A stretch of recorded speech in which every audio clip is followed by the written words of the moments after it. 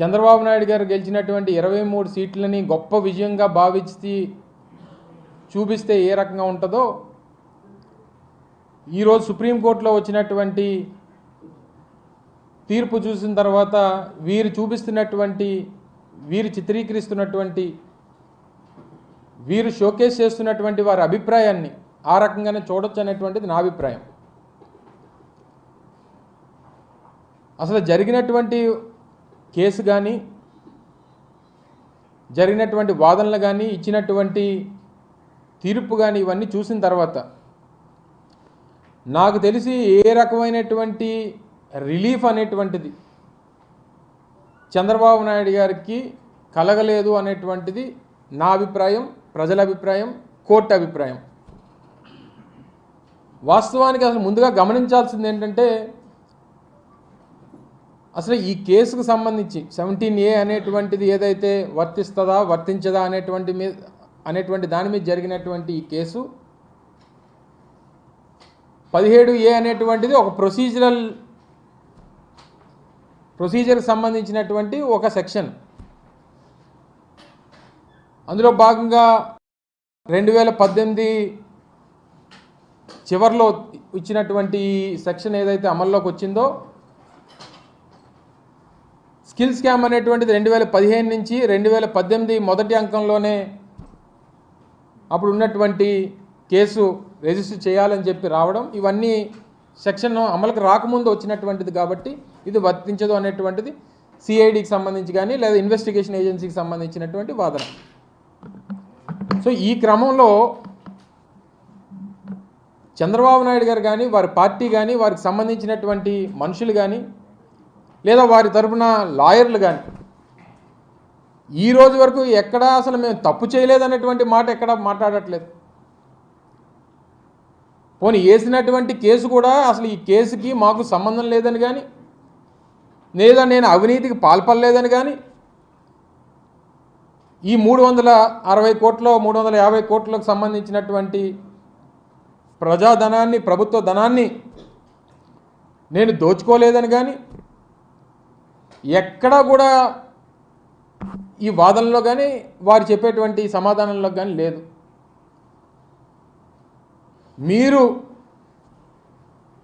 గవర్నర్కి చెప్పలేదనో స్పీకర్కి చెప్పలేదనో ఏదైతే చట్టం 17A చెప్తుందో దాన్ని ప్రొసీజర్గా ఫాలో కాలేదు కాబట్టి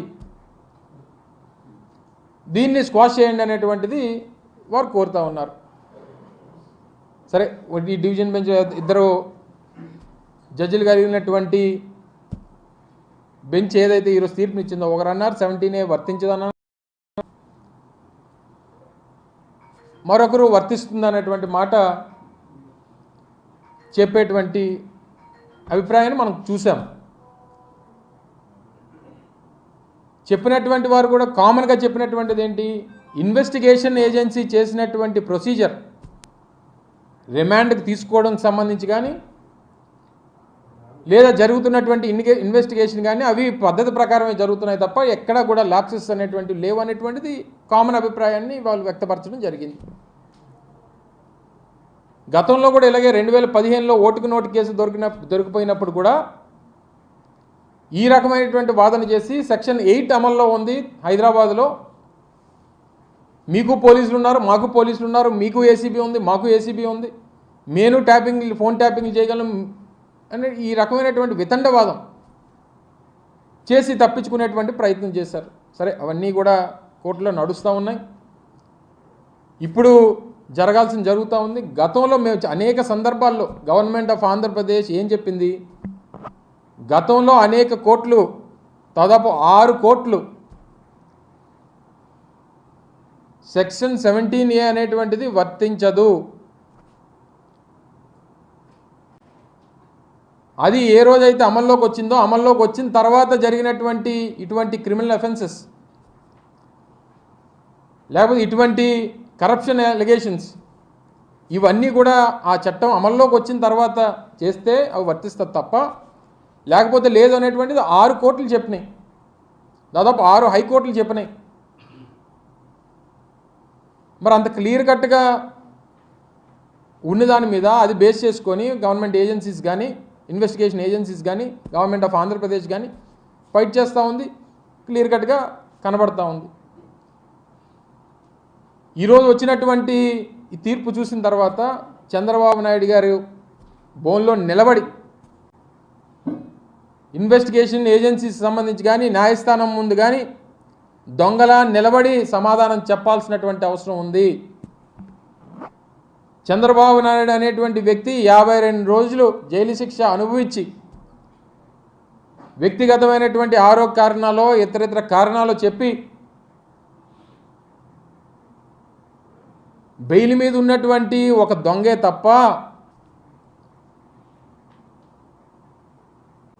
ఈరోజు వచ్చినటువంటి తీర్పు వల్ల లేకపోతే ఇంకో దాని వల్ల ఏదో నిజాయితీ పరుడనో లేకపోతే ఏ అమాయకి చక్రవర్తనో లేకపోతే ఈ కేసుకి ఆయనకి సంబంధం లేదనో ఎక్కడా కూడా న్యాయస్థానం చెప్పలేదనేటువంటిది గమనించమని చెప్పుకోరుతా ఉన్నా ప్రజలందరినీ కూడా. ఈ వచ్చినటువంటి తీర్పుని వారికి నచ్చినట్టు ఈరోజు సుప్రీంకోర్టు చీఫ్ జస్టిస్ నేతృత్వంలో ఉన్నటువంటి దానికి వారు బదలాయించారు. సరే, ఒకరి వాదన ఒకలా ఉంది, ఒకరి వాదన ఒకలా ఉంది. కామన్ ఇష్యూస్ అన్నీ కూడా వాళ్ళు సమర్థించుకునేటువంటి ప్రయత్నం, ప్రభుత్వం మనం సమర్థించాం, వారు చెప్పుకునేటువంటి ప్రయత్నం చేశారు, వారు దాన్ని అంగీకరించారు. ప్రొసీజర్స్ని ఎక్కడా కూడా డివియేట్ చేయలేదనేటువంటి మాట చెప్పారు. ఈ సెక్షన్ 17A అనేటువంటిది ఇట్స్ ప్రొసీజరల్ యాక్ట్, ఒకటి ప్రొసీజరల్ యాక్ట్. అది దాన్ని చెయ్యాలా లేదనేటువంటిది దాన్ని రూల్ పొజిషన్ ప్రకారం నిర్ణయం తీసుకుంటారు. దానికి సమాధానం చెప్పడం మానేసి ఈరోజు తప్పు చేయలేదనేటువంటి మాట ఎక్కడ చెప్పు, డబ్బులు కొట్టేయలేదనేటువంటి మాట ఎక్కడ చెప్పవు, నేను నిజాయితీ పరుడు అనేటువంటి మాట ఎక్కడ చెప్పరు, అసలు ఈ కేసుకి మాకు సంబంధం లేదనేటువంటి మాట ఎక్కడ చెప్పరు. చివరికి వచ్చి చెప్పేది ఏంటంటే మీరు చేసినటువంటి ప్రక్రియ కరెక్ట్ కాదనేటువంటి చెప్తారు. మీరు చేసినటువంటి దొంగ పని, మీరు చేసినటువంటి కరప్షను, మీకు ప్రజలు అధికారం ఇస్తే మీరు చేసినటువంటి అక్రమాలు, అన్యాయాలు ఇవన్నీ కూడా ఇన్వెస్టిగేషన్ ఏజెన్సీస్ కానీ అనేక కేంద్ర ప్రభుత్వానికి సంబంధించినటువంటి సంస్థలు కానీ వారు అందరూ అంగీకరించారు. కాబట్టే ఈరోజు ఆయన శిక్ష రిమాండ్కు వెళ్ళి ఈరోజు బెయిల్ మీద తిరుగుతూ ఉన్నారు. ఈరోజు ఏదో మంచి జరిగిపోయి కేసు కొట్టేసినట్టు టీవీ ఛానల్స్ కొన్ని వాళ్ళ ఎల్లో మీడియా చూపిస్తూ ఉంది. అసలు ఏమీ లేనట్టు చంద్రబాబు నాయుడు గారు కడిగిన ముత్యంలా బయటకు వచ్చేసినట్టు, అసలు ఇచ్చినటువంటి అసలు వేసినటువంటి కేసేంటి, వారు చెప్పినటువంటి న్యాయస్థానం చెప్పినటువంటి మాట ఏంటి, ఎక్కడా కూడా సంబంధం లేకుండా వాళ్ళ తాలూకా వాదన చూస్తూ ఉంటే చాలా అన్యాయంగా, అక్రమంగా ప్రజల్ని తప్పుదోవ పట్టించేటువంటి ప్రయత్నం చేస్తూ ఉన్నారు.